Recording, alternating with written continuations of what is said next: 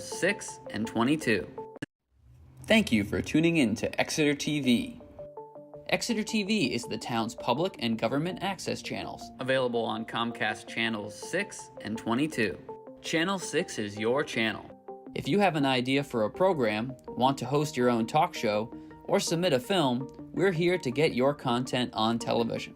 On Channel 22, we bring you live and replay coverage of government meetings and other town updates. A third channel, Blue Hawk Media, is operated by SAU 16 and can be found on Channel 8, with all your school sports, events, and meetings. You can watch Exeter TV online at exeternh.tv, Apple TV, and on Roku. Find us on social media for extra content. Subscribe to our YouTube channel and hit the bell to get notified about live streams and new content. Tune in to our platforms every other Friday to watch the Exeter Biweekly Report, with recaps of recent events, updates from town departments, and messages from nonprofits in your area. If you head to our website, exeternh.tv, we invite you to sign up to our newsletter to receive monthly updates about new content, upcoming meetings, and more. We'd like to thank you for taking the time to watch Exeter TV and hope that you tune in to our other content as well.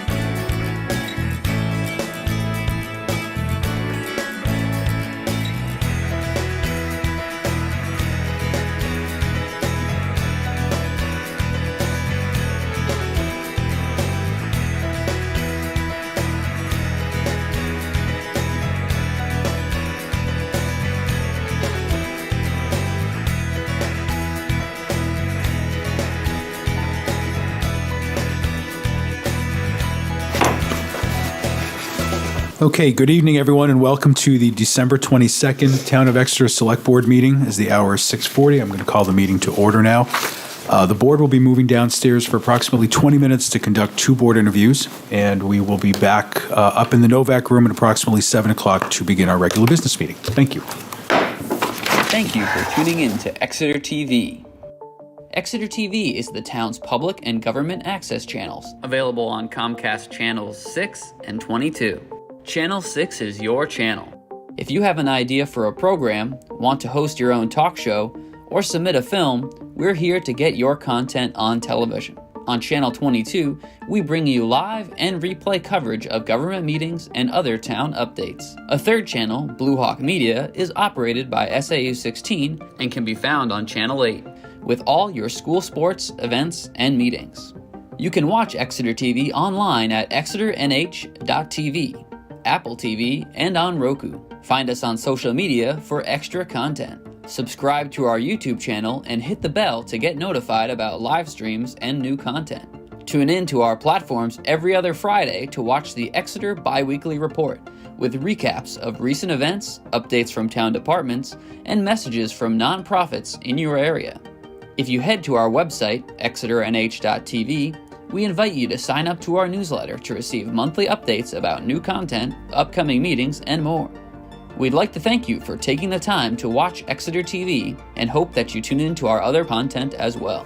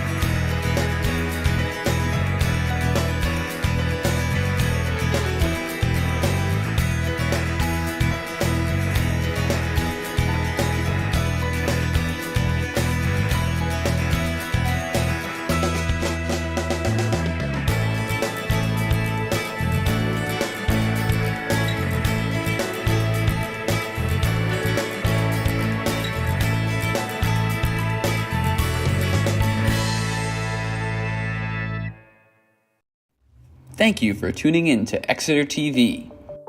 Exeter TV is the town's public and government access channels, available on Comcast Channels 6 and 22. Channel 6 is your channel. If you have an idea for a program, want to host your own talk show, or submit a film, we're here to get your content on television. On Channel 22, we bring you live and replay coverage of government meetings and other town updates. A third channel, Blue Hawk Media, is operated by SAU 16 and can be found on Channel 8, with all your school sports, events, and meetings. You can watch Exeter TV online at exeternh.tv, Apple TV, and on Roku. Find us on social media for extra content. Subscribe to our YouTube channel and hit the bell to get notified about live streams and new content. Tune in to our platforms every other Friday to watch the Exeter Biweekly Report, with recaps of recent events, updates from town departments, and messages from nonprofits in your area. If you head to our website, exeternh.tv, we invite you to sign up to our newsletter to receive monthly updates about new content, upcoming meetings, and more. We'd like to thank you for taking the time to watch Exeter TV and hope that you tune in to our other content as well.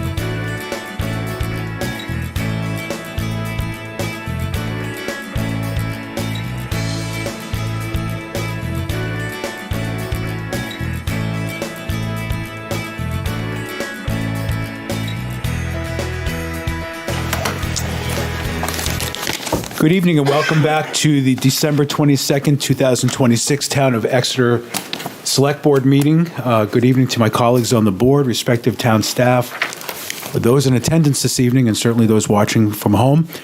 As the hour is 7 o'clock, we're going to commence our regular business meeting. And I'm going to start by introducing the board. To my right, Selectman Dan Chartrand. Good evening. Good evening, Mr. Chair. Our Vice Chair, Selectwoman Molly Cowan. Good evening. Hi, everyone. To my left, our Clerk, Selectwoman Nancy Belanger. Good evening. Good evening, everyone. And back all the way to the right, our Interim Town Manager, Melissa Roy. Good evening. Good evening, everyone. Our Recording Secretary, Joanna Bartel. Good evening. Selectwoman Julie Gilman is unavailable this evening, so it'll be the four of us. My name is Nico Papakostendis. The board just conducted an interview down in the Wheelwright Room. So again, we'll start our regular business meeting. And I would invite anybody who is interested in public comment to come up with their comment, their name and address for the record. And I'll pause for a moment. And there's no one online. Last call for public comment. All right. Next on the agenda is a review of the regular meeting minutes from December 8th, 2025. I'd ask the board if there are any revisions or amendments. I don't I know. have none. Okay. None? None. And seeing that, I would entertain a motion to approve the Town of Exeter Select Board regular meeting minutes of December 8th, 2025. So moved. Second. There's a motion and a second. Is there any discussion? Seeing none, all those in favor? Aye. Aye. Aye. Opposed? Motion carries 4-0. We do not have any appointments or resignations this evening. So we will jump into our discussion items. We have a busy evening ahead of us, and I would invite our economic developer, Mr. Darren Wynnum, who's going to present a request for a 79E extension. And before you start that, I'm going to recuse myself. Okay, thank you. Okay.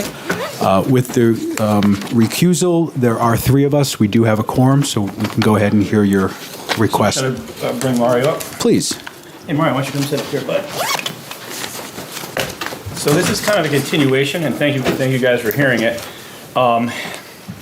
I'm just going to read you the memo. There's a section on the bottom that I didn't mean to add, but I'm just going to read it out so everybody can hear it.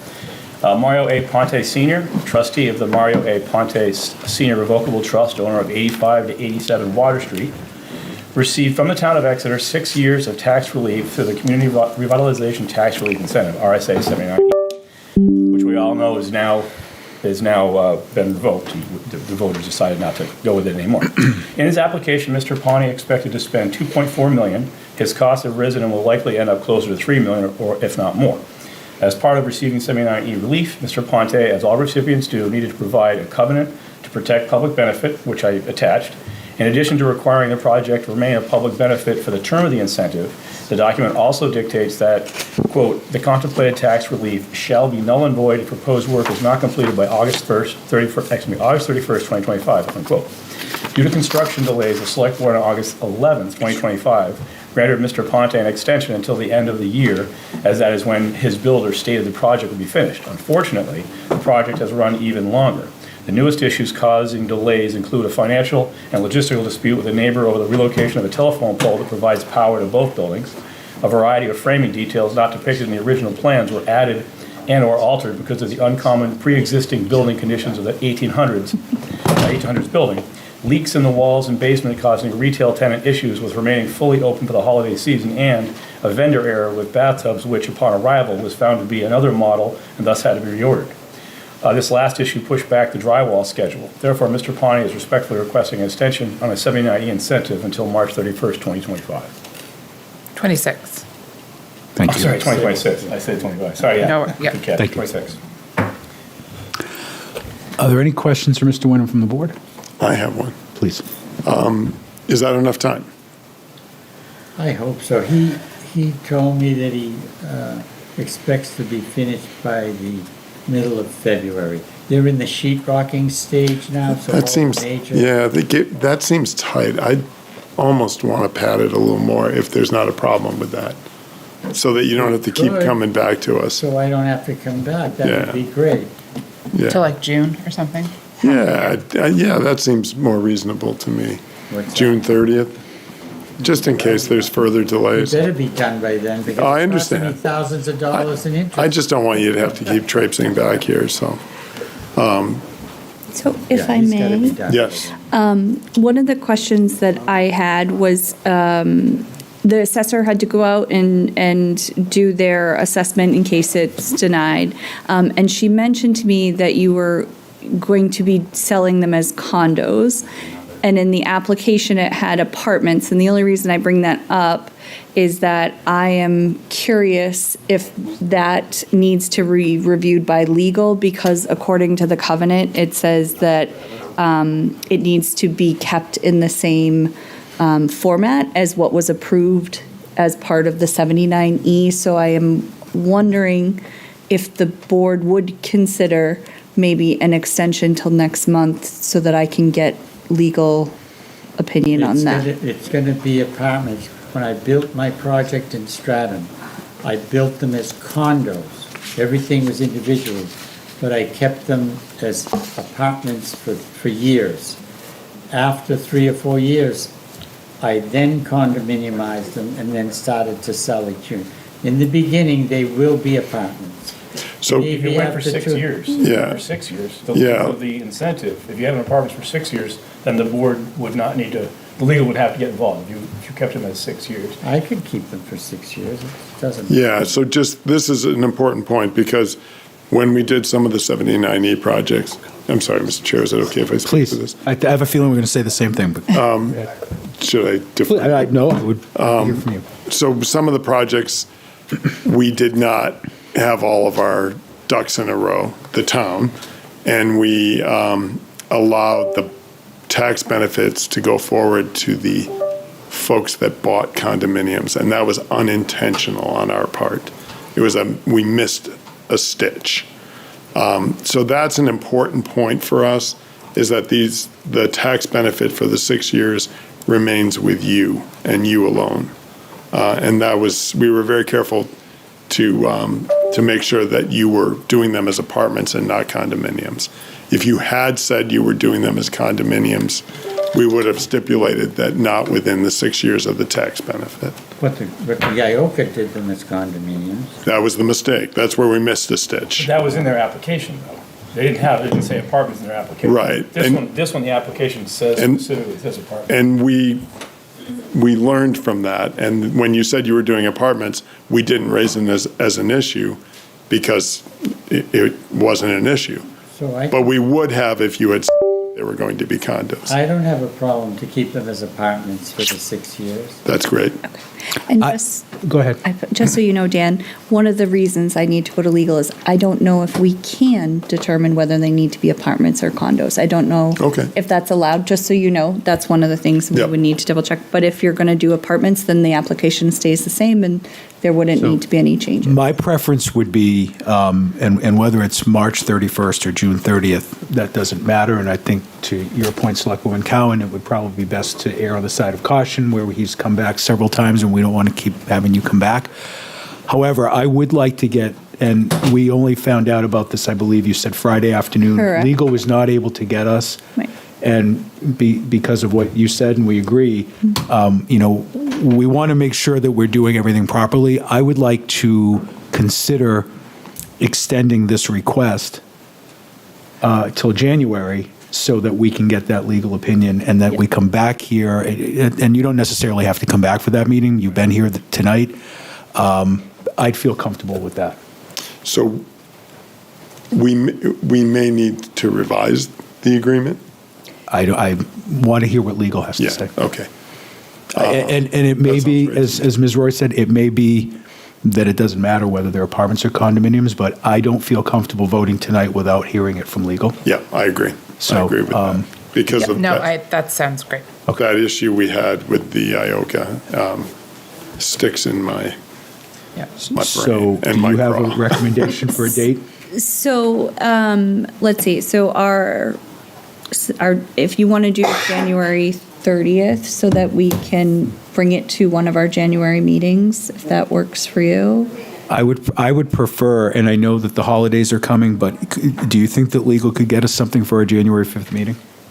I am trying very hard. I just don't want to guarantee it because I do not know what their holiday plans Understood. are. If they're, sometimes legal, they may shut down for like a week or something, so I don't know.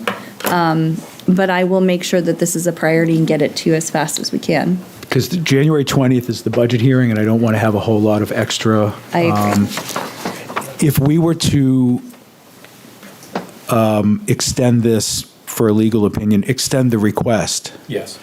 would there be any hardship if we waited till our February 2nd meeting? As long as you guys are okay saying that, okay, we have that hard date of the 31st of this year, as long as you guys vote or however you do it, say, we're willing to not have that be an issue, we're just going to, dot our i's and cross our t's. Let's do 2:15. I think February 2nd will be. Okay, so just extend it to that meeting. Yeah. Perfect. So just so I'm clear, you're going to make a motion to extend the date till that date? Correct. Upon legal review, and then at that point, you would decide whether it's Correct. March or June. Beautiful. That will work for us. Could we do the day after? Just February 3rd? Yeah. I don't want someone throwing a technicality at us and Mario. That's a fair request. Yeah. Okay. And that's comfortable for you? Okay. For me, you too? I guess. Okay. And I don't, you won't even have to come back. I want to make sure that we've dotted our i's, crossed our t's. I'm not comfortable taking the vote tonight, so. So with that, I would entertain a motion to extend is the, 79E. no, I'm looking for the, Mr. Wynn, was the tax map information on this? Would you have that available? I don't know if I have it with me right. I have both the covenant and I don't have the numbers. That's draft. Says, It should be in the if application. on the covenant, on the first paragraph, I believe it says, property Oh, situated 85, 87, identified as tax map 72. Oh, I'm sorry, that's what you're asking? Sorry about that. If I can bring my laptop over to you. No, I was just looking at the wrong page. Oh, okay. Yeah, it's the top, it's under revocable trust. Tax map. Yep, right here. I would entertain a motion to extend the 79E for town max map 72, lot 29, until February 3rd, 2026, to allow the board to further review the request for an extension into June 30th of 2026. Could we put, instead of just 79E, can we also insert tax relief incentive? Okay? Thank you. So I would entertain a motion to extend the, what was that again? 79E tax relief incentive, sorry. Sorry. I would entertain a motion to extend the 79E Tax relief incentive Thank you. for tax map 72, lot 29, until February 3rd, 2026, to allow the board to review the request for an extension to June 30th, 2026. So moved. And I'll second. So motion and a second. Is there any discussion? Seeing none, all those in favor? Aye. Aye. Opposed? Motion carries 3-0. Thank you. Mind if I say two quick things about economic development? Sure. While I have you? So right now, as we're speaking, there's on Chronicle, there's the thing about pies and Fat Hen Brewing is in that article, in that thing. And then also today, the WMUR's Viewer's Choice Best Soup in New Hampshire is our boys at Loaf and Whip. So, just some good news. Thank you very much. Thank you, guys. The loaf and Enjoy your holidays. Appreciate it. long may they reign. Thank you, Mario. Thank you. Thank you. Holidays. Ponte? So we made a commitment earlier in the fall that we would come back here to do in-depth discussion on the complete street update. Yeah, there you go. And with us this evening, we have our Public Works Director, Steve Cronin, along with the Rockingham Planning Commission Representative, Scott Bogle. Good evening, gentlemen. Good evening. Thank you. So just by way of background, in 2018, the master plan explicitly recognized the value of walking and cycling in town, specifically the importance of ensuring that the town's roads are safe for all users. So in response to that, in 2022, The town began work on the Bike and Pedestrian Master Plan, which was completed recently in March of 2025. That plan gave us a number of recommendations for improving bike and ped safety around town, one of which was that the town adopt a complete streets policy. Complete streets is a approach to designing roads in ways that are accessible to all modes of transit, while taking into consideration the age and ability of all the road users. So with that, with the support of this board, rather, earlier this year, Dave Sharples engaged with Scott at RPC to begin work on this policy. In Dave's absence, the Master Plan Oversight Committee, along with Public Works, has kept the ball rolling on this. Scott is here tonight to provide you with an update on the work that we've done to date. Terrific, thank you. Welcome, Scott. Great. Thank you very much. So I'm Scott Bogle. I'm a Principal Transportation Planner with Rockingham Planning Commission. Appreciate the time on your agenda to give you a brief update on the Complete Streets Policy and Design Guidelines project. We dig right into project scope.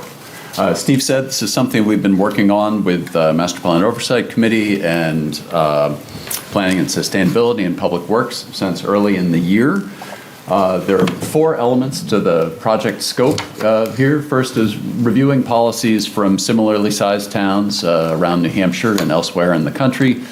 A community engagement component that builds further on all of the engagement that was done for the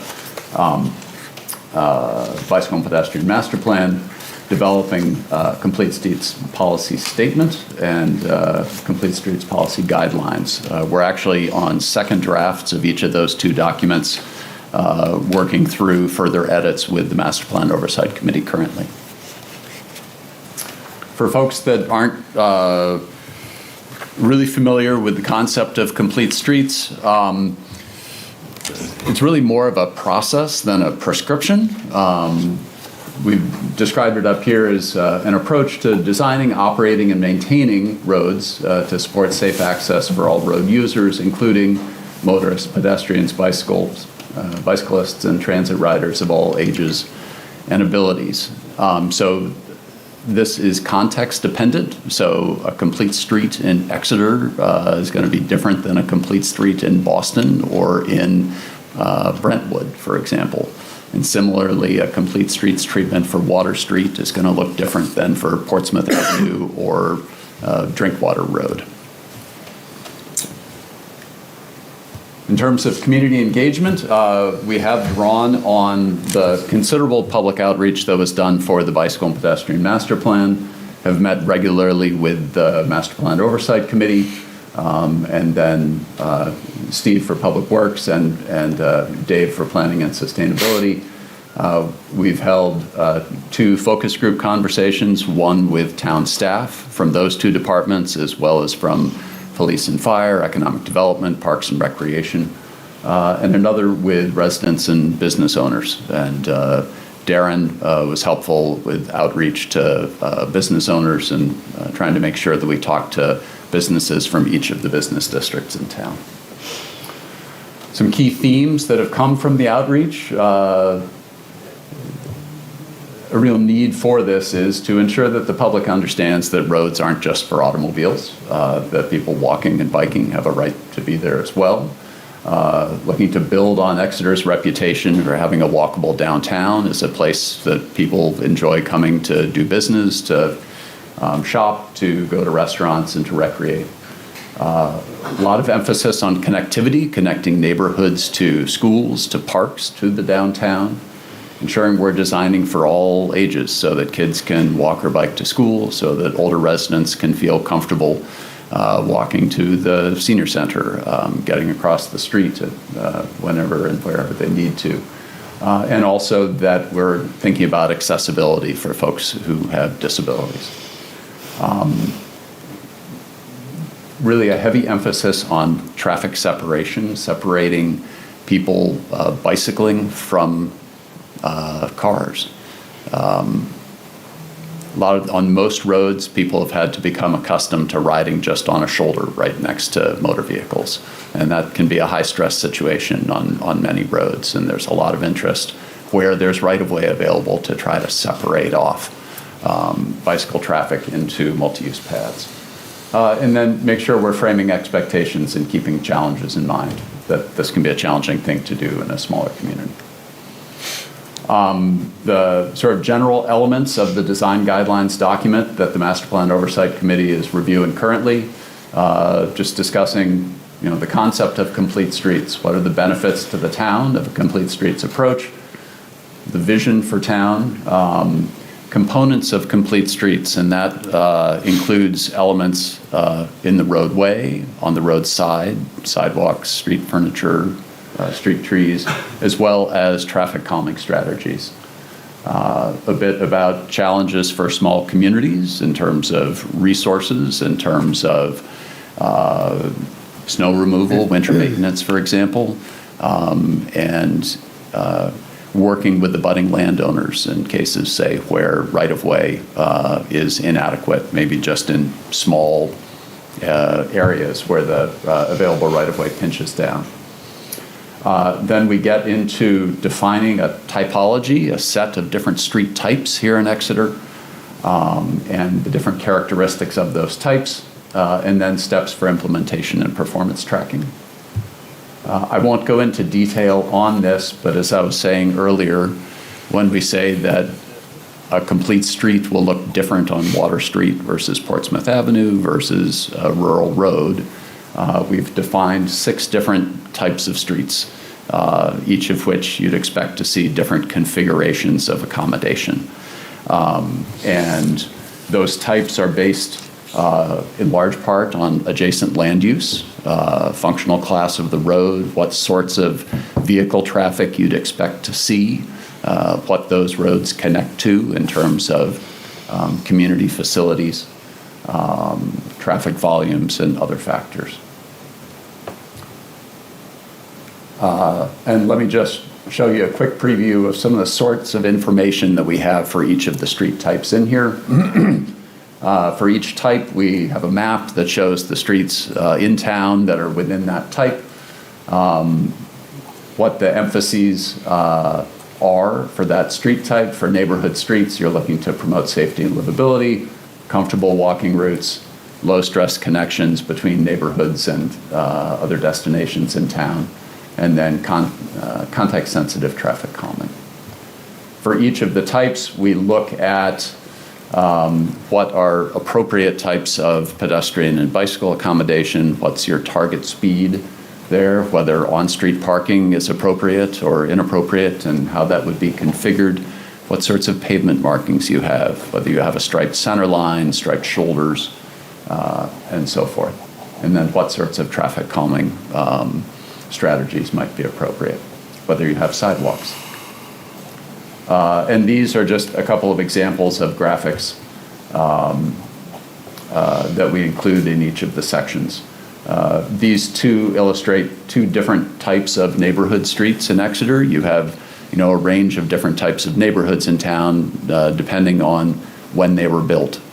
You have in-town, late 19th century neighborhoods that tend to have sidewalks but are quite narrow. You have early post-war neighborhoods like Wheelwright and Toll that are quite narrow, don't have sidewalks, but because they're not through streets, they're low volume, low speed, they're perfectly safe and comfortable for walking and bicycling, and you don't necessarily need to have sidewalks or other accommodations.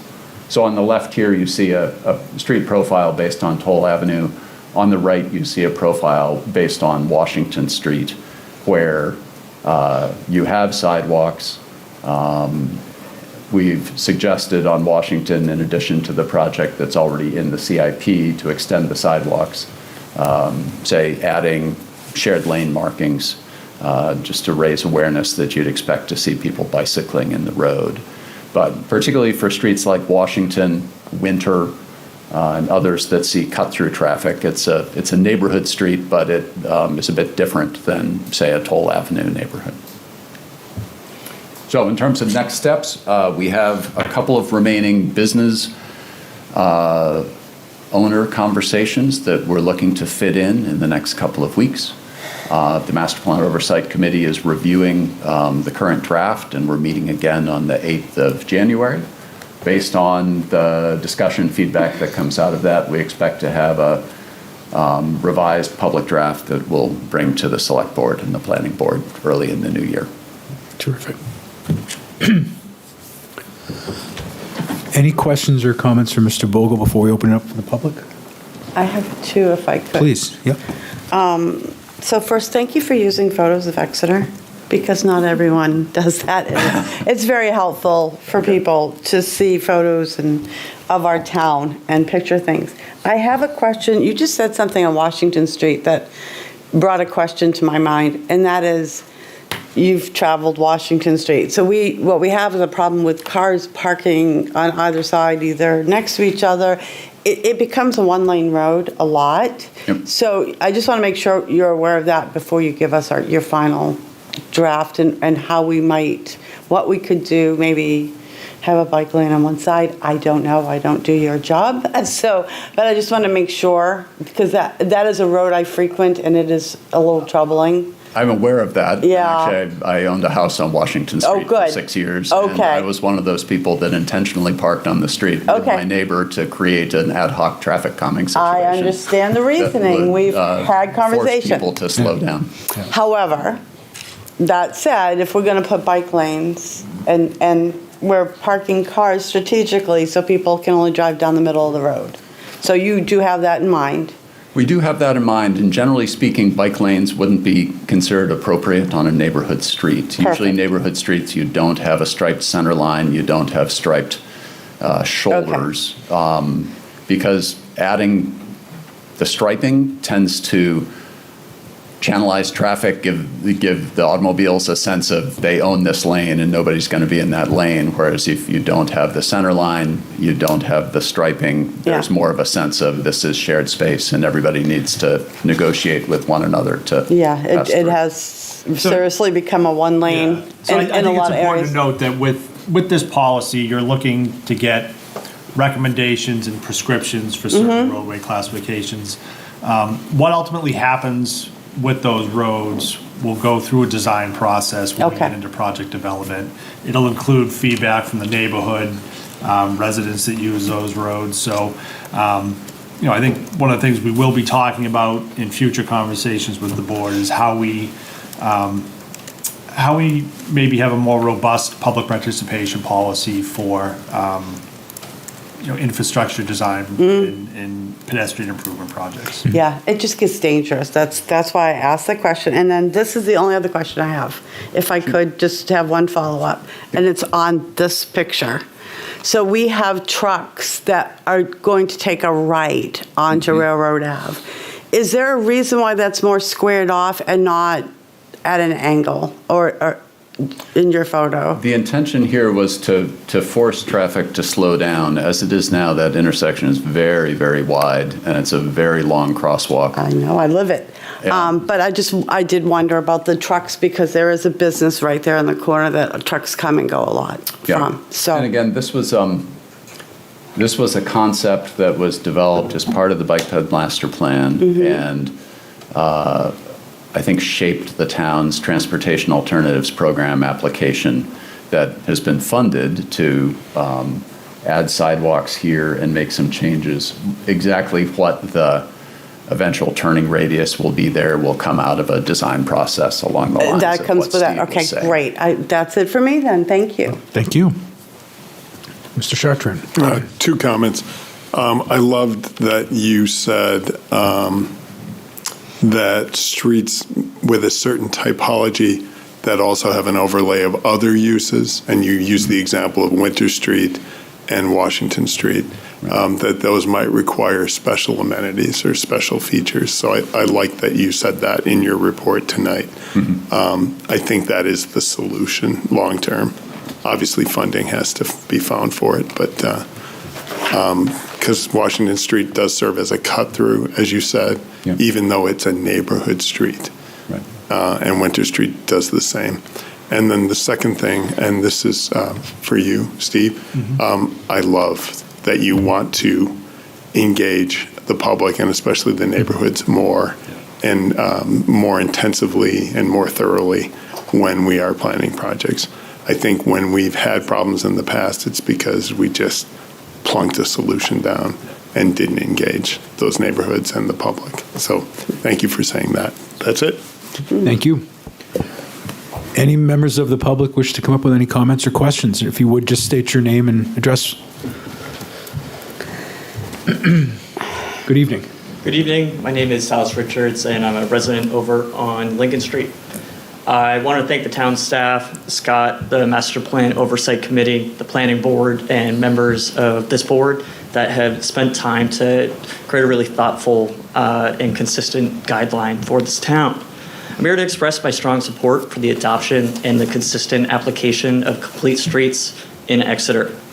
Based on extensive public outreach, safety analysis, and the evaluation of existing conditions, the Bicycle and Pedestrian Master Plan clearly finds that people are far more likely to walk or cycle when the facilities provide a high level of comfort and meaningful separation from motor vehicle traffic, particularly on higher speed and higher volume roadways. The plan emphasizes designing for all ages and all abilities, not just the most confident users. The preference for separated facilities such as side paths, trails, and protected bike lanes is well documented and unsurprising given that pedestrian injuries and fatalities nationwide are at the highest level in 40 years. I do want to raise some concern with the guideline that suggests painted bicycle lanes alone are an appropriate accommodation. Facilities without physical separation do not serve the majority of the users and do not create the level of safety or comfort needed to encourage broader use. In Exeter, cyclists and pedestrians have been seriously injured and killed, and separated facilities are shown to significantly reduce these types of crashes. The plan also notes the gaps and lack of continuity in pedestrian and bicycle networks, which create real barriers for everyday travel, particularly to schools, parks, commercial areas, and recreational facilities, even when short segments of infrastructure exist. Epping Road is a clear example of the consequences of not applying a complete streets approach and is a major missed opportunity for improving bicycle and pedestrian experiences in town. Along a corridor seeing rapid residential growth, we see disappearing shoulders, a lack of signage indicating the presence of pedestrians or cyclists, sidewalks that terminate without connection from the larger network, and pedestrian space reduced or all out eliminated to accommodate additional turning lanes for vehicles. These conditions directly reflect the connectivity and safety gaps identified in the Bicycle and Pedestrian Master Plan. This is why complete streets matters. The goal should be that our most vulnerable right-of-way users, our children, our seniors, and our folks with mobility challenges can safely and comfortably reach their schools, their recreational facilities, and the places that support Exeter's local economy in a way that is safe, connected, and enjoyable for non-vehicle users. From a governance and fiscal standpoint, consistent application of complete streets ensures alignment with the town's adopted plans. It reduces the need for costly retrofits and provides transparency when trade-offs are made. The town has a generational opportunity to incorporate these guidelines into a multitude of upcoming capital improvement projects. I urge the Select Board to treat the complete streets as the default approach and to require clear documentation whenever higher comfort pedestrian or bicycle accommodations recommended by these guidelines are not included.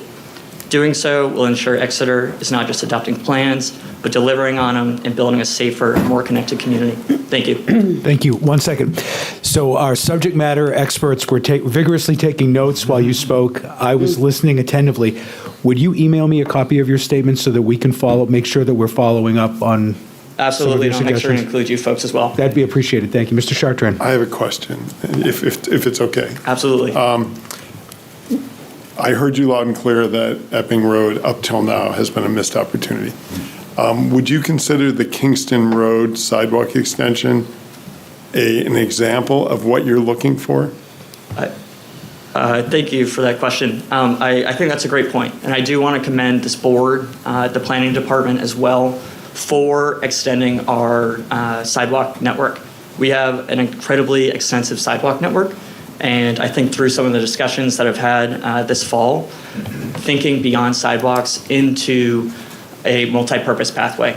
So extending that 5-6 foot sidewalk into something that's maybe 10 or 11 feet given the existing right-of-ways, so then we can accommodate both walkers and cyclists safely. That way, we are achieving that level of separation. There are folks who can and continue to ride their bikes on the roads in Exeter as is, but many of our roads are not accessible for children or our older folk. So if we are pivoting, right, and continuing to build these access points, but thinking in more broad terms about a multi-purpose pathway, I think that's a huge financial win for this town. So a follow-up, if I may. Of course.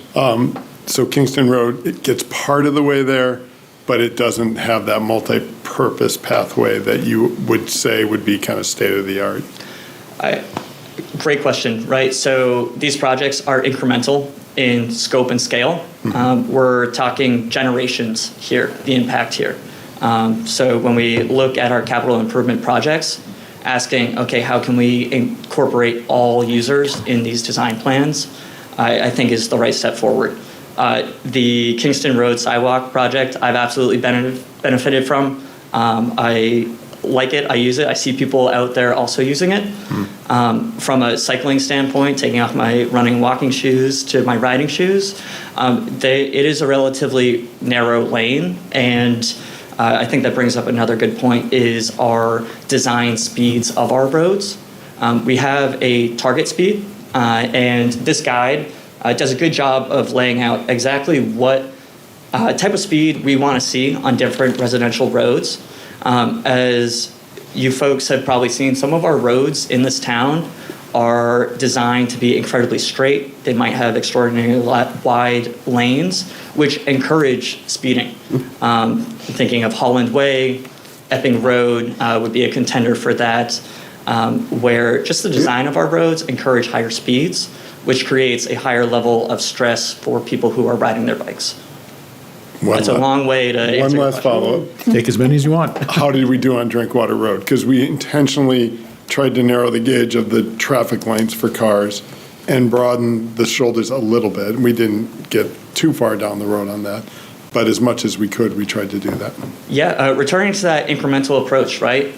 The fact that those lanes were narrowed, I don't remember if they were 12 feet, but I know that they are more narrow. You got the guy here. Yep. What did we They're do? 10 feet now. They varied anywhere from 10 feet to 12 feet in some places. And now the travel lanes for automobiles are 10 feet. Consistently 10 feet along. And we got a little more, a little bit more, not a little a whole more lot. pavement for Yep. bicycles and quite a pretty good for walkers, although the speed is still high. So it's and it's not separate, to your point. It isn't, and to this guideline's credit, we've classified that as a rural road, right? These infrastructure improvements are incredibly costly, right? And that's why it pays to make sure that we're including them in these big capital improvement projects.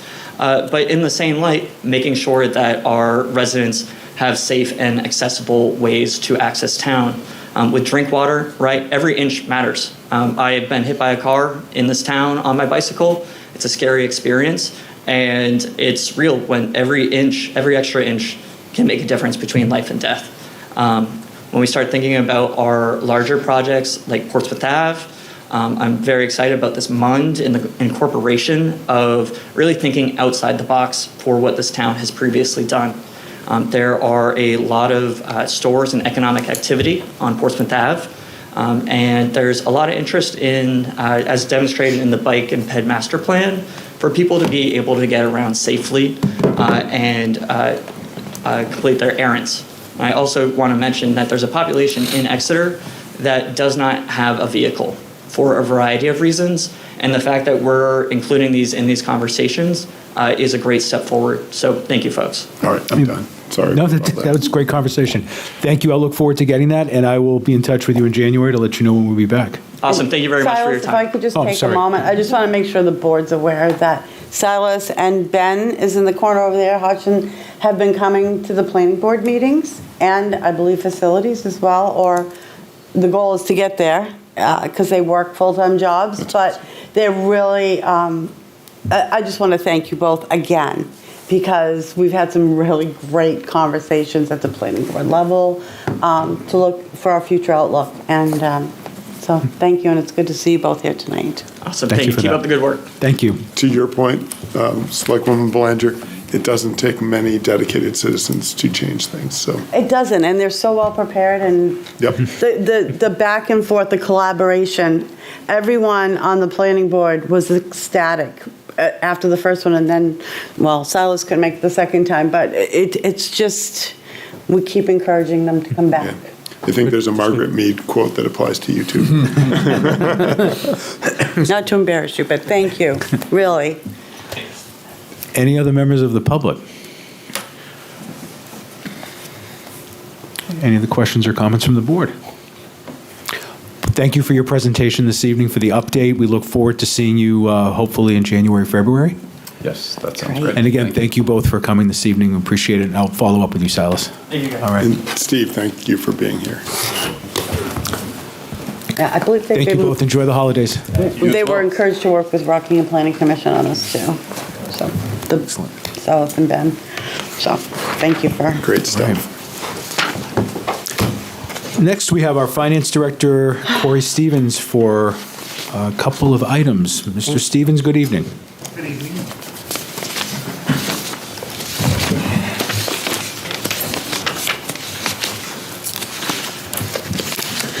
So item number one is our year-end encumbrances. This is sort of an annual exercise where I reach out early in December to departments to get them to encumber any current year funds that they will need, that they have obligated or are obligated to pay on through contractual obligations before year end. So you have it, a list in front of you broken down by general fund, water fund, and sewer funds. Total comes to about $903,000. And then I've given you a 5-year historical down at the bottom. Showing you it's a bit of a lighter year compared to the last 4 or 5. And if you remember back to the BRC conversations a month or so ago, there was a desire by the committee, especially in water sewer, to sort of soak up some of that capital outlay funds this year and obligate them on things we could get started and not let them roll over into fund balance. So water sewer department has done a pretty good job here with that.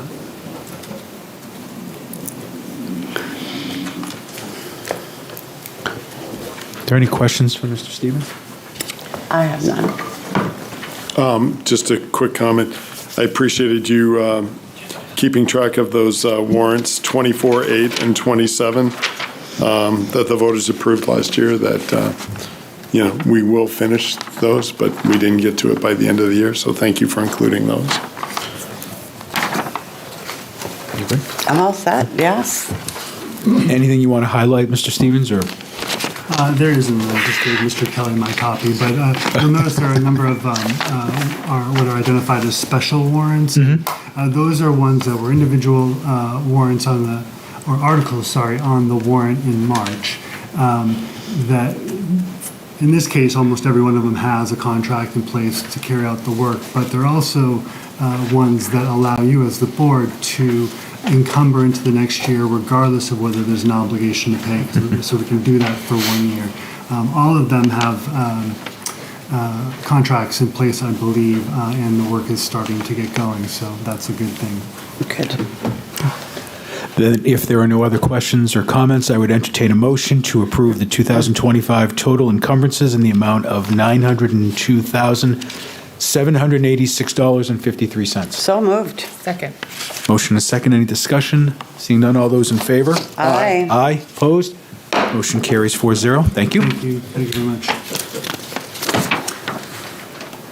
The second item I have this evening, it relates to our new public safety complex, which is, as you know, well underway. We're out there crushing rocks right now, continuing to crush rocks and have been for some time, but it is going well. We have a weekly meeting with our construction manager, which we had this morning or this afternoon, and things are moving along, and everyone's pleased with progress at the moment. About a month ago, maybe not quite, I came before you asking to approve or authorize interim town manager to approve amendments to our architect's contract, base contract. The fourth amendment has a revision to it. And we're seeking approval to have Melissa, we're authorizing Melissa to approve that one as well. And the background on that one, this is our carport. And if you remember, when in designing or in value engineering the building, we shrunk the footprint down. And in order to meet our net zero obligations, that reduced the amount of footprint we had on our roof to do solar panels. So the idea was we build a carport that would A, cover police cars for quicker access during inclement weather, and B, would give us another surface to put solar panels on. Originally, or along the way, two theories or two approaches were being considered. One was a pre-built canopy structure, and one was to build it in place.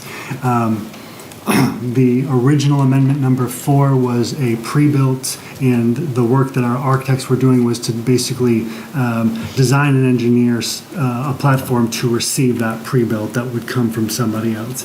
It has been decided internally and confirmed with our consultants, our architects and construction manager, that that's not the path we want to seek. We want to actually build it in place rather than have a pre-built. For a various number of reasons. That is going to require us to do design and engineering on the structure now, which will cost us about $20,000 more.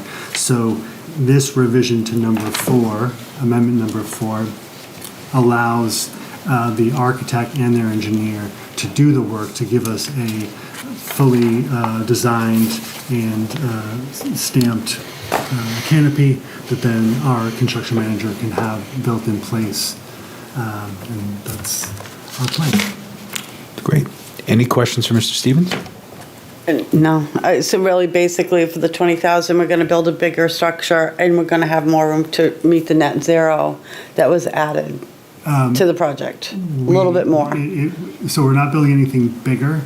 It's that we are not going to do a pre-engineered by someone external to the project. We are going to actually use and build the structure on site.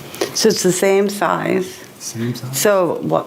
Okay, so what's the 20,000 covering then? So the original amendment was just to build the footings and everything that went into receiving a pre-engineered unit. Okay. Now the architect and engineers are actually going to build the structure for us. If I or they're may. going to engineer an Yeah, architecture, please. right? Yeah. So it's a difference between doing the I guess I groundwork just assumed it was a little bit bigger or something, so. So in a pre-engineered kit, it's already been designed by an architect, it's already been stamped, it's already been approved. And what we're saying is that those kits are not available. We've decided to go in a different direction. So we need to have our own architecture. I missed that. The kit's not being available is what I missed. Thank you. I don't think I said that. Okay, all right. So that is why we're doing this. Yes, thank you. Thank you for adding that, and it does help to know that. Thank you. Great. Thank you for the question. Anybody It else? is not costing the project anymore. Correct. It does Thank you. deplete some of our contingency. But that is something that Melissa and I are managing internally. And Yeah. these are the And you've things been that are doing a going- great job with managing that internally. Thank you very much. I know. They're the things that are going to happen, and sometimes we'll have wins and we'll grab contingency back because something costs a little bit less. And then more times often than not, I would imagine it's going to be okay, or another hit to contingency. But we are managing it within that contingency budget that we have. Thank you. Terrific. Thank you. Seeing no other questions, I would entertain a motion to authorize the interim town manager to execute contract amendment number 4, revision 1, with TGAS Architects for additional design and engineering services related to the solar canopy. So moved. Second. It's a motion and a second. Any discussion? Seeing none, all those in favor? Aye. Aye. Opposed? Motion carries 4-0. Thank you. Thank you, Mr. Stevens. Ms. Roy? Thank you. This one's pretty simple. So our annual report every year, we put out to bid the printing of that annual report. through our RFP process. This year, we received a single bid, which sometimes is not okay, but in this situation, the person or the organization that bid for it is who we've used for many years, so we're comfortable getting a single bid. And we are recommending that we go with the, let's see, Select Print Solutions out of Sutton, Mass. Terrific. And we opened this bid at our last meeting. Yes. I was going to say, I recognize that handwriting. Any Hopefully I questions? spelled everything right. Pretty straightforward. I would Yeah. entertain a motion then to award the bid for the 2025 annual report printing to Select Print Solutions of Sutton, Mass. in the amount of $4,245, with the provision that any additional pages over the specified 225 pages would be charged at a price of 3.2 cents per page. So moved.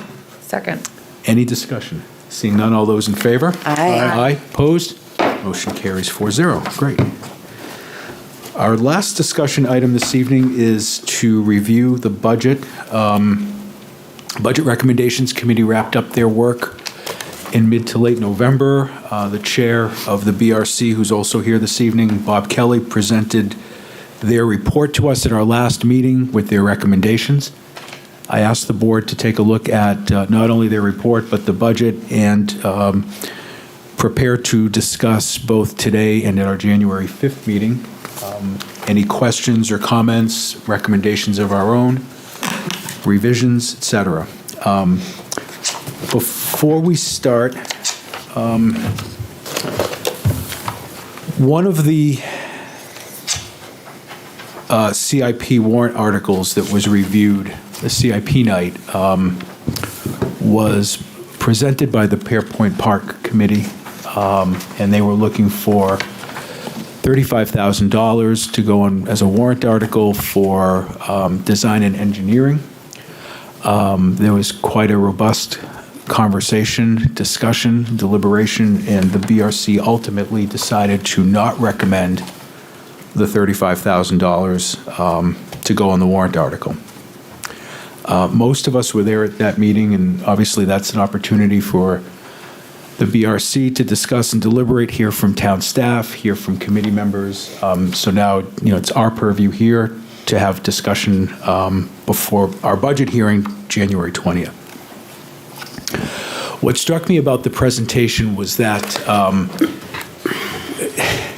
this park has presented a unique situation dating back to the board being asked to accept a donation with fairly short notice without being able to do a whole lot of due diligence, but with a lot of community support advocating for the board to accept the donation. I think the board rolled the dice a little, if I may, and made a motion to accept the donation with gratitude to the donors, but also establishing within that motion that it was going to get in line with CIP because we had some other pressing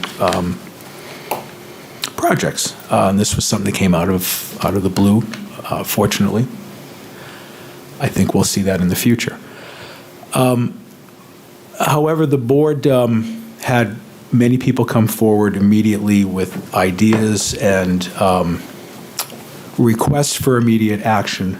And the board decided at that point to implement a committee to sort of look at this, come up with ways that it could be designed, how could it be funded. We interviewed well over 10 people. At one point, we had, I think, 11 or 12 with alternates. We've had a few people phase out and phase in. The board worked with the committee to come up with a charge and a mission statement.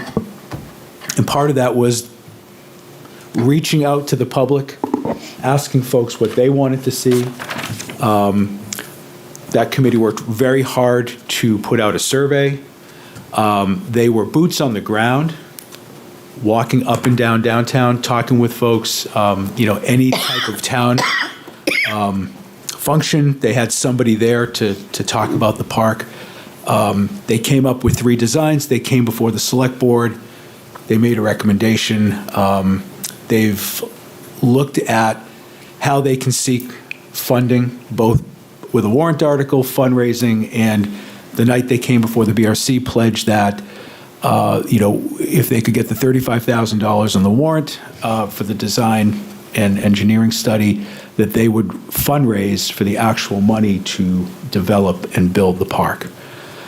The BRC, did their job vetting this.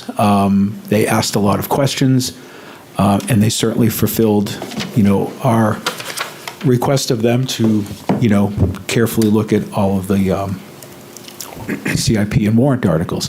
But the Pearpoint Park Committee also fulfilled our request by doing everything we've asked them to do and more.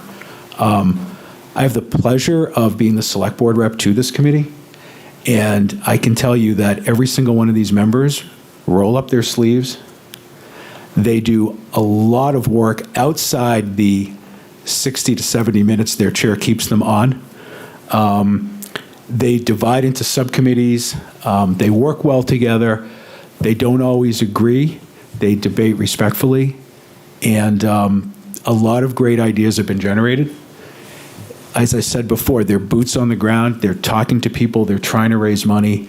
I am in no way advocating for the $35,000 warrant article. I am advocating, though, that the board take tonight and January 5th to at least discuss the work that they've done and consider the warrant article request or meeting them some way, or maybe not meeting them at all and going with the BRC request. But I think that the presentation they gave to the BRC was incredibly professional. It was very thorough. It was very well presented, and they did everything that the select board asked and more. And in my opinion, they at least deserve the respect of us to discuss that warrant article request. With that, I'll pause. Any comments? I'm just going to add a few things, because I was there the night and I've watched every one of the meetings, just to watch the process happen. And all due respect to our budget recommendation committee, I've been on it myself. I have a lot of respect for the process. I just felt that some of the comments that were made that night didn't have a really good understanding of the mission of this committee and what their role was. There was comments about maintenance and things like that that's not in their mission, and that's not even been discussed yet. It's part of our process. So I am thankful that you brought that up tonight, and I agree with everything you said, that I would at least like to have a bit of a conversation on the future for this coming year. It was compared at one point to our 250th, but that's a once in a lifetime thing. And I just, they're working so hard to raise funds to get to the next step, that they've committed to the 5,000, but they've also committed to trying to go above and beyond that 5,000. So. Thank you. I appreciate those thoughts. Thank you. Anybody else? Do you want to speak? Go for it. All right. So I have a question for you, Bob. I'm inclined to, given the hard work on both the BRC and the Pearpoint Park Committee, I'm inclined to let this roll through to the voters on a warrant article that they give an up or down on for the design money, the $35,000, given that they're committing to raising all the funds to build the park. They're not going to go back to the voters. That's my understanding. Do I have that right? Okay, so here's my question for you. If we were to do that, do you think we'd have a revolt on the BRC? Because I'm incredibly respectful of all the work that gets done by the Budget Recommendation Committee, and I'm asking you for your judgment on that. The simple answer is no. Our charge, talk about mission statements, is to recommend a budget to you folks, and that's what we did. What you do from there is certainly your call, and I have always advocated. I remember a few years ago when there were some additions of labor and other things onto the budget, and people were trying to get me to go up to the microphone, and we did our job. And It's not our position, at least as with me being chair, to fight what we've come up with in November, in February. That we made our recommendations. If you want to, talk as a private citizen, it's up to you. So no, absolutely not. I would, since you asked, I did. From our perspective, understanding what the committee's mission statement wasn't really part of our purview or our assessment of we look at the budget, and it was our analysis in speaking with staff and looking at the budget that this was basically it was too much too soon. We all love the idea, as everybody does. Who doesn't want more green space in town? We just felt that with this being sort of, as the chair had suggested, possibly put onto us without proper due diligence capabilities, let's let it marinate for a year and let them do what they had promised to do, and to do fundraising. We applauded that, and I think, quite frankly, they're going to do a great job of it. If you can raise $350,000, I think the committee's thought was, well, let's try to raise another $35,000. It's 10% more. See how that goes. And if it doesn't work out, then let's readdress it in 2026. So I think that was the intent of the committee, is to say, this is all happening very quickly and asking the town in a very bad year to come up with monies that, quite frankly, we don't have, or we don't necessarily want to put on to the taxpayers. So we're certainly not going to revolt. It's your decision. But our thoughts were, this is something that should marinate for a year. Let the committee do what they had committed to do. And I think there's some incredible horsepower on that committee, starting with the chair. And I respect the work that they've done immensely. I'd like to see them do their work. And I think we'll all be pleasantly surprised, and we'll go on our happy way. But we just think that this would be a tough year for us to commit that. So that's where we were as a committee. Our intent was not to talk about the mission statement or anything. It was, is this money something that we can afford in this year? And the answer, we thought, was no. So I tend to be a strict constructionist on following the recommendation of the BRC, the Budget Recommendation Committee. But in this case, I am leaning towards letting the voters decide, passing it through as a separate warrant article for the design money, with the understanding that the committee will raise the money. And part of the reason for my wanting to let the voters decide is that I think time is of the essence here.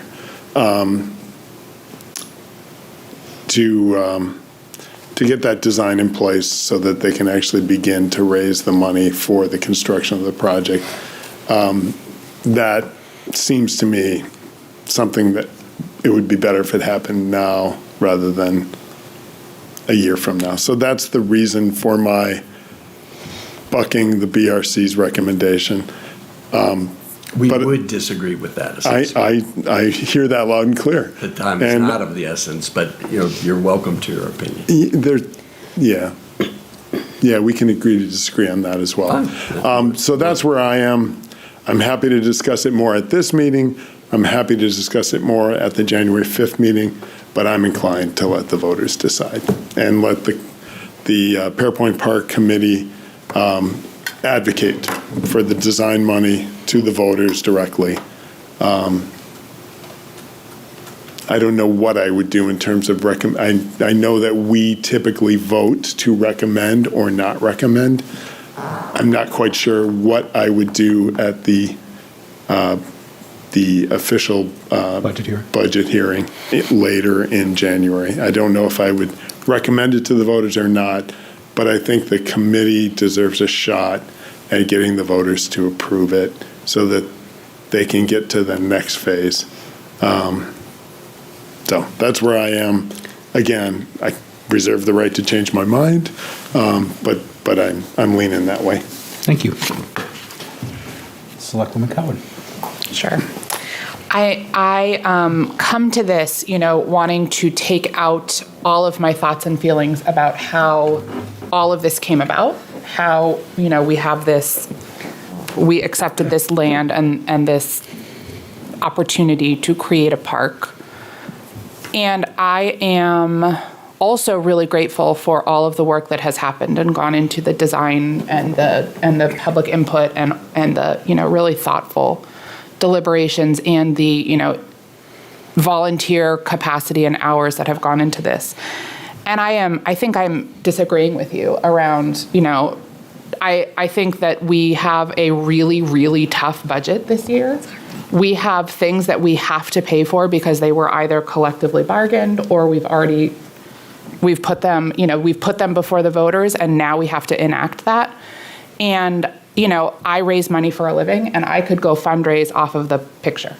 And so I think, I am, and this is not a judgment on whose work is worth what, that's not what I'm trying to say. I'm also trying to say or think through what is our process and what are our priorities as a town and what are we asking our taxpayers to vote for and what do they vote for us to make these decisions if we're not going to make the decision. So I, it's not that I don't agree with you about, asking voters to decide, but I also think we are asking them to shoulder a huge increase in costs, not because of the policy decisions that we've made necessarily, but the realities of the state we're living.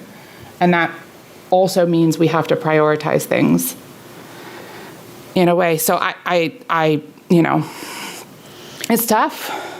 It is. And, the financial crunch that people are going to be feeling, including me, it's like worrisome. How do we afford to live in this town? How can I afford my property taxes? Mm-hmm. I am worried about that. And so if I'm worried about that, and I know, my wife who serves on the Budget Recommendations Committee, full disclosure, but we are fine, and also I'm worried. And so I am worried for everybody else who is reaching out and saying they're worried. So this is no judgment on the process or the importance of having beautiful spaces in our town. And it's really just a clarity about what is happening and what the financial burden is on people who live in this town. Mm-hmm. Appreciate that. Thank you. So circling back, and I want to be very, very clear now that the chair of the BRC is right in front of me. Much like my colleagues here, there's nobody that respects the Budget Recommendations Committee and the work that you do more than I do, as I sat in your chair for several years before asking the voters to sit in this chair. So much like Mr. Chartrand, I really am not inclined to typically push back on recommendations. And I believe I said earlier, and I didn't stand by that, I'm not advocating one way or the other for the $35,000. I'm not even advocating that we put it on. I felt that because of the presentation that they gave, which was excellent, and because of the work that I have firsthand seen, they deserved, and I think I said this, they deserved the respect of the conversation amongst this board. And we could decide January 5th, we agree with you. But the purpose of me bringing it up tonight is I thought that the committee deserved our respect, and Fully agree. And we've given them that. And I know that you feel the same way. It's not about BRC versus, you're all valued volunteers that do so much for this town, and we're working together. We're not working against each other. So I want to be clear there that everybody understood why I was bringing this up. And I agree with the vice chair that you looked at a pretty tough budget this year, and we were able to whittle some of it away, not much, and it's going to be a big request of the voters. And, roughly 90% of it is health insurance, wages, collective bargaining, and the public safety complex, right? So I think if we were talking about putting $35,000 into the budget, That's a whole different matter. This is a warrant article that the voters can take a look. Many of whom have talked with individuals from the committee, many of whom have emailed or called us like, hey, we heard this park's going in, when's it going in? I think a warrant article gives them, as Mr. Chartrand said, the legislative body, and every other warrant article, we say, let's leave it up to the legislative body. They can decide if they want that to impact their taxes. It's not like we're putting this into the budget. Second thing, if this board decides that we want to put that on the warrant, we have a budget hearing and we have deliberative session. I'm looking at the chair of the Pearpoint Park Committee, gives you an opportunity to go out and do what you told the BRC you're going to do and fundraise. And maybe you get $1 or maybe you get $50,000 between now and then. Maybe. But that gives you some time. It also gives internally staff time to see, is there any money in the parks? Is there any other money that we as a town could say, okay, voters, we're going to ask for this. Pearpoint Park's going to hit the pavement. We've done a scrub. We found this amount of money. Maybe we can show the voters that, we're looking to do what we can. Or maybe we don't do anything at all. I mean, the original motion was get in the back of the line. No disrespect intended there, but. The recommendation from the BRC. No. For when we accepted, when Selectwoman Gilman, Belanger, and I respectively were here to accept that donation, that was the motion, was that it was going to basically get to the back of the line. Now. Right, and you all had to come in, it was between Christmas and New Year's, yes, right, and I think you and I the were- room was full with very enthusiastic people, and if we could get that many people to deliberative session, I'd be pleased. Right. We've also had volunteers who have stepped up and said, you know what, in the interim, Right. maybe we can do this in the short term. And, we've weighed in on that. Pearpoint Park has weighed in on that. But I think if we're going to ask Pearpoint Park to continue doing their work, if we're going to ask the voters to possibly consider a warrant article, then we should be open to, at this point, listening to what makes sense. And unfortunately, we're still where we're at when we accepted the donation, that beyond that fence, we don't know what we have underneath the ground. And I think first and foremost, that's what we need to find out. Yes. Yeah. Yeah, and I guess I'm like you, where I don't know how I certainly don't know how I would vote on a warrant article. I'm with you on that. I'm with you on that too. I just want to have the conversation. Well, and I do think that that's fair. That feels like I want to honor all of the work that all of our incredible volunteers do for this town. They've made giant leaps and bounds this year, and that's part of why I wanted to still have this conversation. I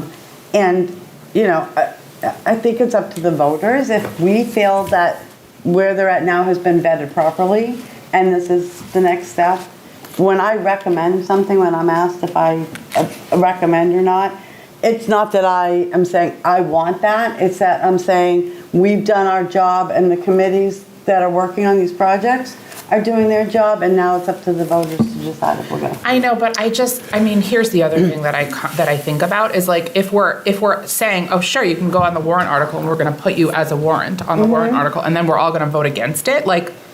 That's not a great thing. Well, so what I was going to say is 3 of us are going to have to recommend it, but it's not going to go on the warrant. Right, okay. Yeah. We may not get there. Right, okay, but we can at least Right. have the discussion. Yes. Which Yeah. is fine.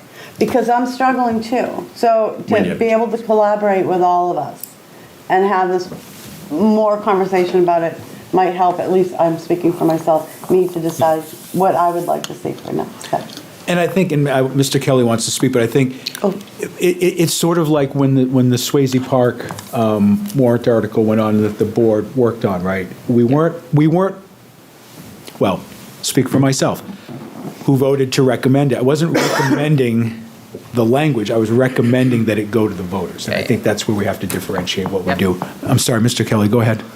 Well, I wanted to wait until you all went through your thing, but I just said, just 2 things that came up during our discussions I'd just like to have Please. entered into the record again. One is that, we cut about 160 some odd $1,000 off of the general fund budget, and then it ended up coming in a little bit more than $27 million.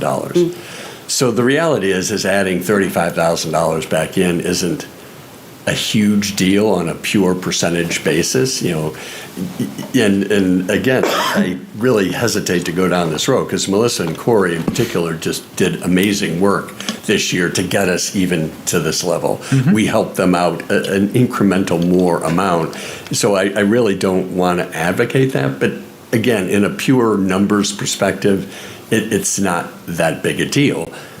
The worry that the committee had was, okay, there's a commitment to raise whatever the number is, $350,000, $400,000. What happens if that's not raised? All right, we had to do the 35. We go through the review process, construction analysis process, and now it's time. And so what happens? And unfortunately, because I've been doing this for so long, I can count on one hand, right off the top of my head, projects that we've approved with the intent that they would move forward in an expeditious fashion, and some of them are still waiting from 5 years ago, for us to actually do the work because some aspect of due diligence, hadn't been considered. And I can name names, but I think you probably all know at least a number one on that list, and there are a number of others.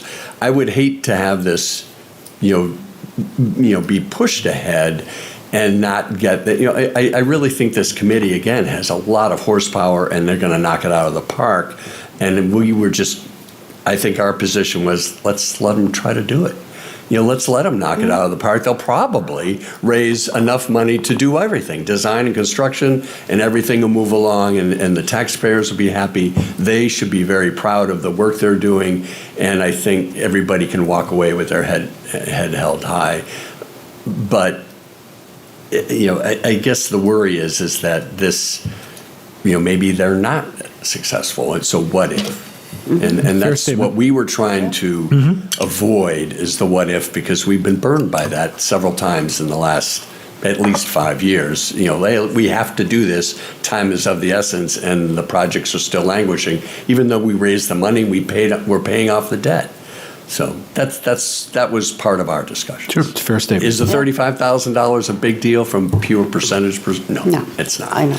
But I hate to obviate the hard work that Melissa and Corey put into this.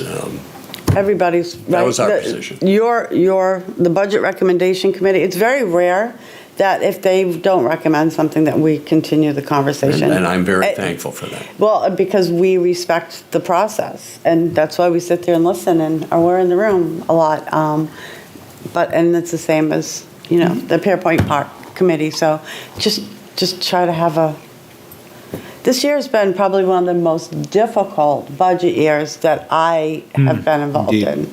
And so, yes, Melissa and Corey and all the department heads have done an incredible job. And even during the budget process, there were still things that were cut from the department. So I do worry, just like Molly said, I worry about people's taxes. It affects people's mortgage payments if it's included. It affects people's rents. So it's not easy by any stretch of the imagination. Thank you. I do have one closing thing. When you're yeah. done with this budget discussion, it's just more of a thank you than anything else. For now. But if you want to continue discussing, So I'd like to take this up again on the 5th. We can think about it some more. But are there any other parts of the budget that we want to address? Any of the other warrant articles? I think they've done a great job. Everyone's done. I just wanted to close by one of our big recommendations on the water fund was to encumber funds. There was upwards of $200,000 sort of hanging out there of projects that just for a variety of reasons weren't being continued. And some of them were actually being rolled over into 26, which just doesn't set well with me. I know the money doesn't go away, but our fund balances are already a little bit too high on water and sewer. So we really wanted to make an effort. So I applaud Steve at Public Works and Corey for actually putting together $103,000 by my count, and I don't need it to be exact, Corey. $103,000 to be encumbered of existing funds into next year. I think that's awesome, and I appreciate you voting on it, and I appreciate Corey for working with Steve and coming up with those projects. Great. Excellent work. Thank you very much. We'll see you on the 5th. All right. Thank you. Madam Clerk, you're up. Oh my gosh, I'm not there. Thank you. Oh my, I got so into that conversation. Sorry, everyone. So this is for a solar exemption. Move map 24, lot 31, in the amount of $17,000 for the tax year 2025. Second. There's a motion and a second. Is there any discussion? Seeing none, all those in favor? Aye. Aye. Opposed? Motion carries 4-0. Thank you, Mr. Chair. Thank you. All right, we have two requests for approvals from the Pearpoint Park Stakeholders Advisory Committee. The chair, Steve Jones, is here. I don't know, did you want to speak to your requests real quick, or? Steve Jones, Chairman of the Pearpoint Park Stakeholders Advisory Committee. We have two motions regarding logos. The first is a little challenging to explain, but we would like to, in the course of two motions, ask you to adopt two logos. One, a single-use logo, which is for the fundraising video for the park. That is because Joe Stagnone, citizen at large and the creator of our fundraising video, in September, he created the video. He needed to put in a logo. We didn't have one yet. We hadn't decided on what that might be. So he put one in. And it's on the video. He has since our last meeting on the, what was it, the 11th, altered that logo so that it makes no reference to ecological parks, just says Pearpoint Park. And so that would be one motion. The second motion is to accept for all other purposes, the flying heron logo. If you have any questions.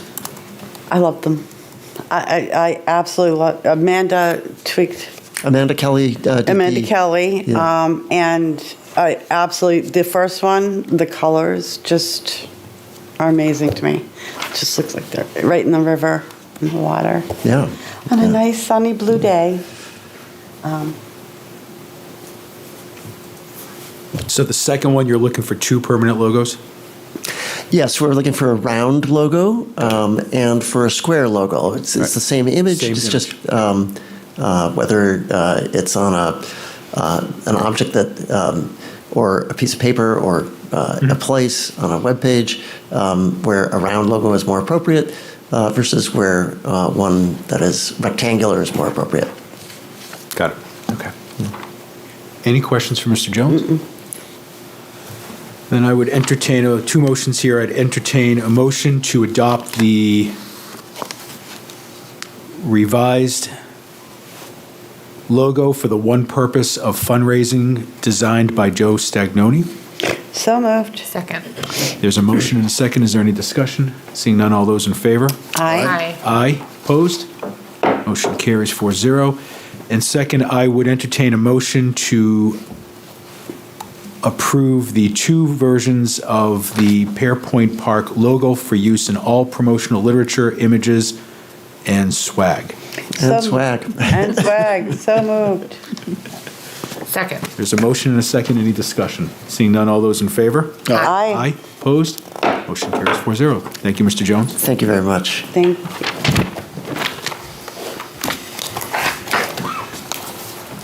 We have our Deputy Fire Chief, Jason Fritz, waiting patiently this evening. Good evening. Good evening. Before we get started, enjoy your holidays. Take care and happy holidays. Thank you. Happy holidays. Happy New Year.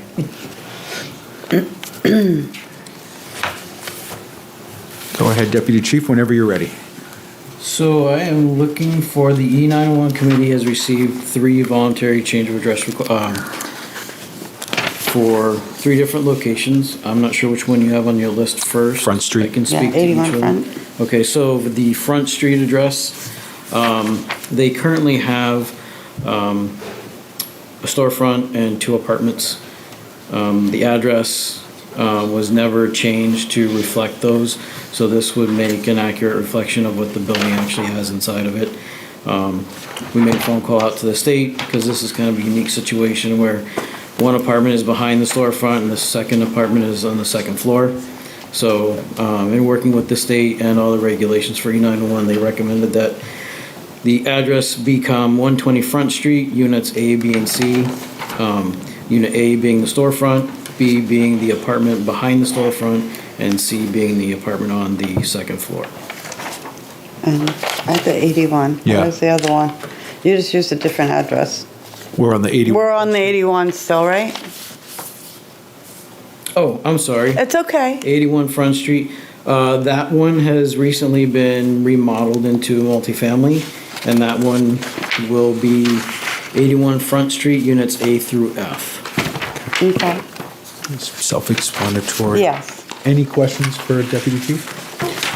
Then I would entertain a motion to adopt the change of address for tax map parcel 72-195 to 81 Front Street Unit A, 81 Front Street Unit B, 81 Front Street Unit C, 81 Front Street Unit D, 81 Front Street Unit E, and 81 Front Street Unit F. So moved. Second. There's a motion and a second. Any discussion? That's okay. All those in favor? Aye. Aye. Opposed? Motion carries 4-0. Can we ask you to do the Newfields? Sure. Okay.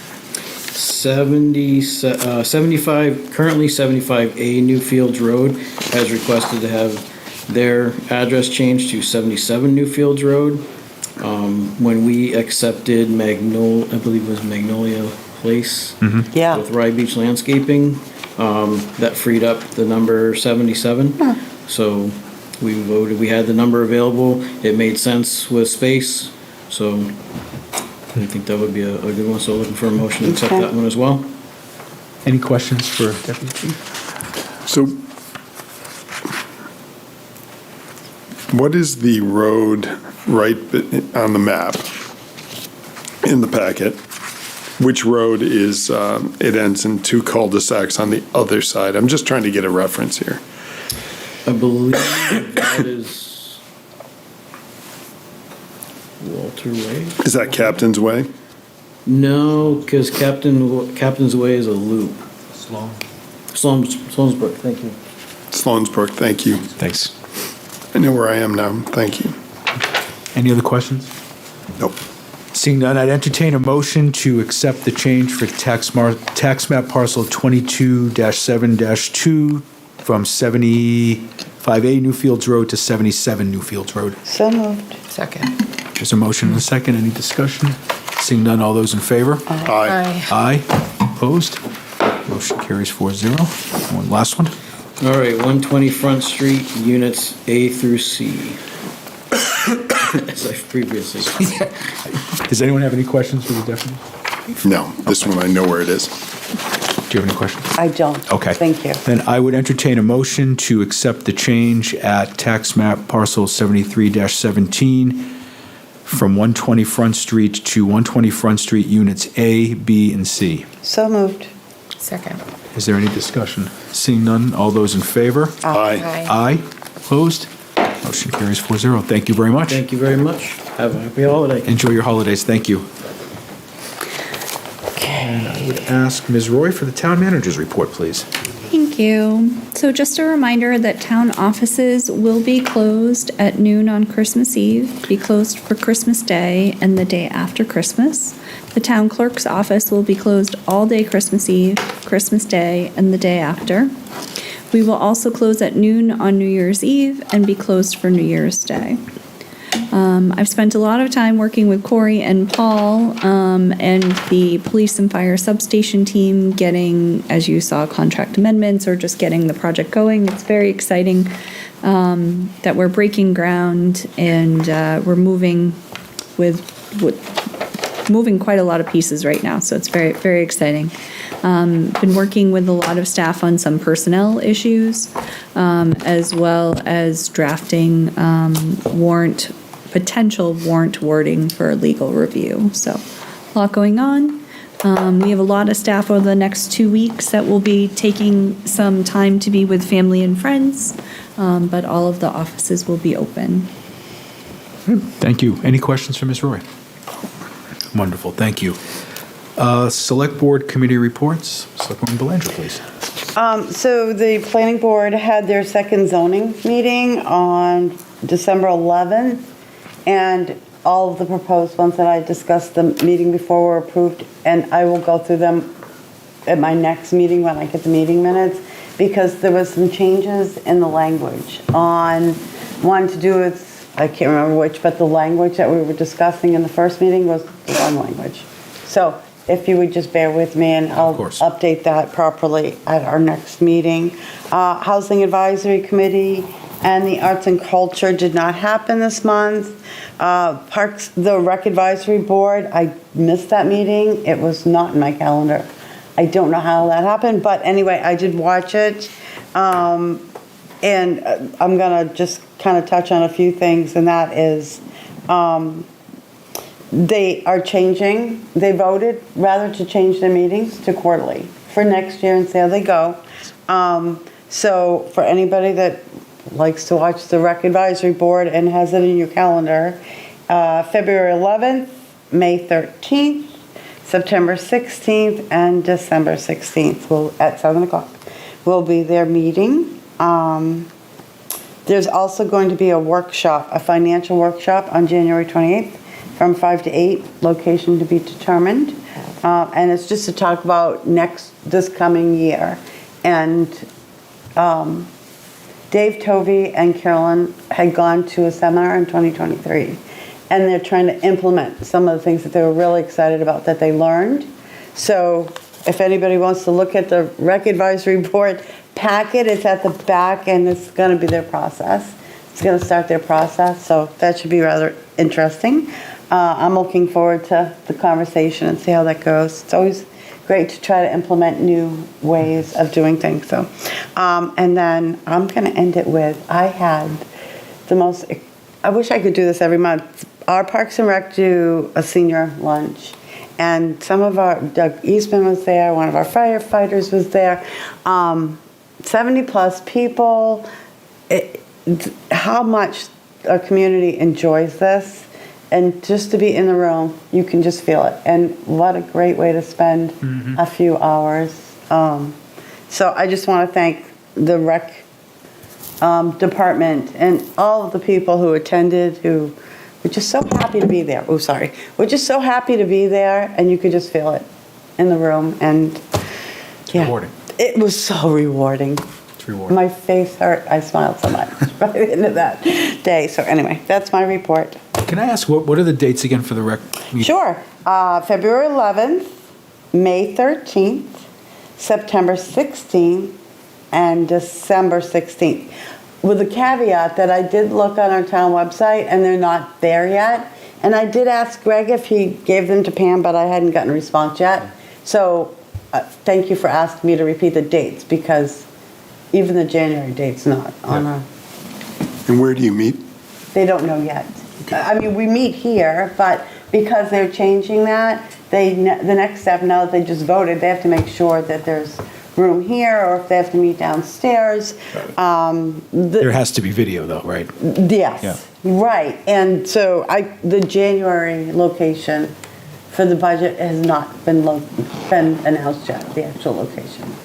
So the reason I asked, I wanted to make sure I got those dates, food for thought, because I know you work with Greg very carefully. From May to September, he may want to have a meeting to discuss the budget, because I know that the committee works with him So just, I'm not micromanaging, but just to. No, that's what I said to her when we were talking about it. They did also discuss that if there is a need for an extra meeting, they would call one.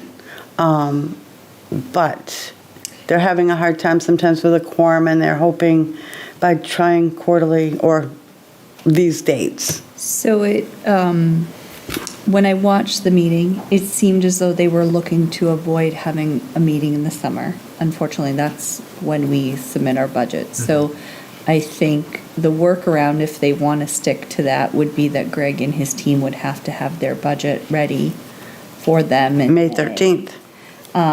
Which may be before we even give out our budget directive. So Well, that's for you to work. We'll chat, That's not- yeah. That's not our, but I just wanted to throw that. Right, and that's why I wanted the board to be aware of it too, was Appreciate that. because, yeah.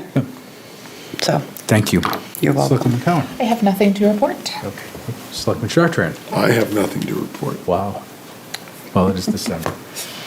So And my committee meeting, I reported on that night, so it was check.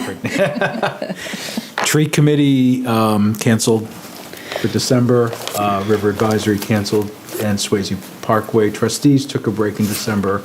I did meet with Pearpoint Park, but we've already discussed that. I attended the Employee Appreciation Lunch last Thursday with Selectman Chartrand, and I'd just like to thank Pam McElroy for, again, putting on a wonderful, wonderful luncheon for our employees. And just thank you, Pam. Just there was one other thing, but I don't remember. well, I'll throw out there, my apologies for not making it. I did intend to make it, but I could not leave my office to get back in town in time, so. Right. There's two pieces of correspondence in here. Both were citizens that reached out to the board, and my response is in here. One was regarding snow removal, and one was regarding Pearpoint Park. So, board calendar, we're going to meet again January 5th, January 20th, which is our budget review. That's on a Tuesday. February 2nd, February 17th, and March 2nd. And then of interest, deliberative session is Saturday, January 31st at 9 a.m. at the high school. And of course, the town election, March 10th at Tuck. All right. We are going to have to go into non-public briefly. So before I make that motion, I would just like to wish all of you, and certainly everybody here in attendance and folks at home, the happiest and festive of holidays. Thank you to all of our staff. Enjoy your Employee Appreciation Days. Thank you to members of the community who have come to select board meetings, who have written to us, who have stopped us. Thank you to our volunteers who have worked on our committees. You know, on behalf of the board, we just wish you the happiest of holidays, and may 2026 bring us happiness, health, and peace. Well said. Yes, Happy holidays, everyone. well said. So with that, I would entertain a motion to go into non-public under RSA 91A32A. So moved. Second. It's a motion and a second. Any discussion? Seeing none, Madam Clerk, please. Selectman Chartran. Aye. Selectman Cowan. Aye. Chair, yes, clerk, I know who I am. Clerk says aye. Mr. Chair. Aye, motion passes 4-0. The board will be moving into non-public. Good night, everybody. Thank Good you. night. Happy New Year. Thank you for tuning in to Exeter TV. Exeter TV is the town's public and government access channels, available on Comcast channels 6 and 22. Channel 6 is your channel. If you have an idea for a program, want to host your own talk show, or submit a film, we're here to get your content on television. On Channel 22, we bring you live and replay coverage of government meetings and other town updates. A third channel, Blue Hawk Media, is operated by SAU 16 and can be found on Channel 8, with all your school sports, events, and meetings. You can watch Exeter TV online at exeternh.tv, Apple TV, and on Roku. Find us on social media for extra content. Subscribe to our YouTube channel and hit the bell to get notified about live streams and new content. Tune in to our platforms every other Friday to watch the Exeter Biweekly Report, with recaps of recent events, updates from town departments, and messages from nonprofits in your area. If you head to our website, exeternh.tv,